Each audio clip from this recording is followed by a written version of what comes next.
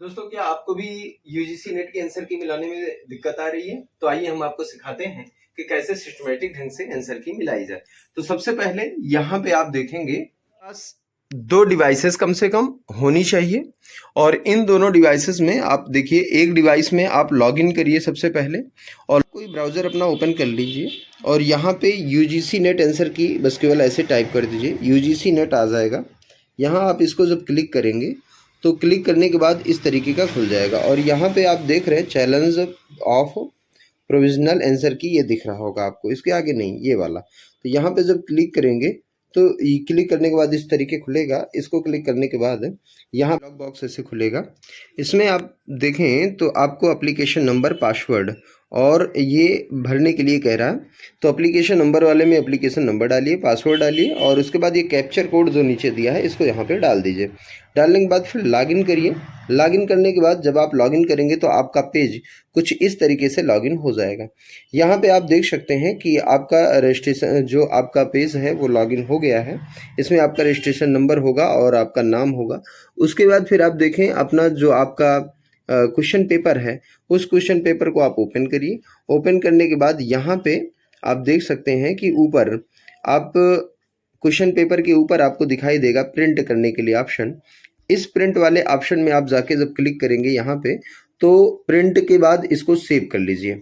Save करने के बाद ये तो रही एक डिवाइस की बात। अब साथ में इसको चाहे आप सेव करें चाहे इसे खोले रहें, कोई दिक्कत नहीं है। सेव कर लेंगे तो क्वेश्चन पेपर आपके पास रखा रहेगा। लेकिन उसके साथ आप एक काम और करना है, आपको एक दूसरी डिवाइसेस लेनी है, एक दूसरी डिवाइस लेनी है।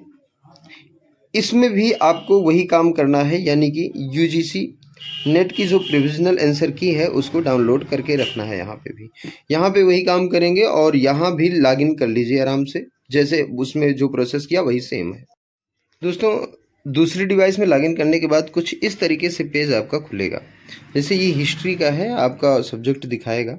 जब इस पे हिस्ट्री पे क्लिक करेंगे तो आपका क्वेश्चन पेपर आएगा और यहाँ पे अगर आप क्लिक करेंगे चैलेंज आंसर की तो उसमें आंसर की खुल के आएगी। जैसे यहाँ पे क्लिक की कुछ इस तरीके की आएगी और यहाँ पे क्वेश्चन नंबर, सीरियल नंबर दिया क्वेश्चन नंबर 1 और उसके बाद दिया है क्वेश्चन आईडी और उसके बाद करेक्ट ऑप्शन दिया है। आप देख सकते हैं ये क्वेश्चन आईडी है और ये करेक्ट ऑप्शन है। अगर आपको कोई क्लेम करना है तो इधर आएंगे तो यहाँ पे आप देख सकते हैं ये चारों ऑप्शन की आईडीज़ है। इन चारों ऑप्शन की आईडी में आप क्लिक करके दे सकते हैं कि कौन सा क्वेश्चन सही है और किस क्वेश्चन पे आपको क्लेम करना है। जिस क्वेश्चन पे क्लेम करना होगा उसके आगे की बॉक्स में आपको टिक कर देना है। ठीक है, तो फिर ये चीज़ें हैं। और यहाँ पे आप देखिए, मैं अभी बता रहा हूँ कि आप मिलाएंगे कैसे। तो मिलाने के लिए सबसे पहले एक काम आपको कर लेना है कि 150 क्वेश्चन इस तरीके आपको लिख लेने। 150 क्वेश्चन है आपके लिए, तो 150 नंबर ऐसे आप डाल दीजिए। उसके बाद फिर आप अपने क्वेश्चन पेपर पे चले आइए।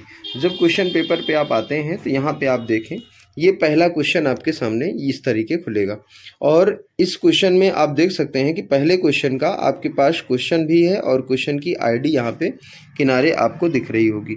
ये देखिए क्वेश्चन आईडी आपको दिख रही है और option A, option 2, option 3, option 4 ये आपको दिया है और चूज एन ऑप्शन दिया कि मतलब आपने कौन सा ऑप्शन चूज किया था।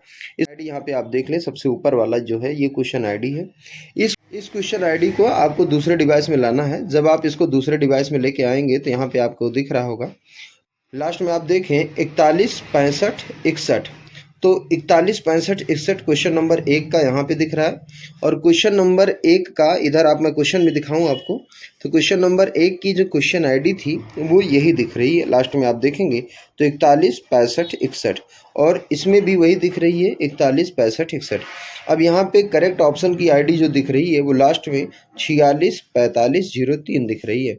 अब इसमें देखेंगे कौन सी हो सकती है, तो यहाँ क्वेश्चन आप देखें ऑप्शन, तो जहाँ पे ये होगा क्या दिया था 46 45 03, आपको देखना है 46 45 03 यानी कि ऑप्शन नंबर 3 और आपने ऑप्शन नंबर 3 मिलाया है और यहाँ भी ऑप्शन नंबर 3 में वो आईडी दिया गया है सही वाला।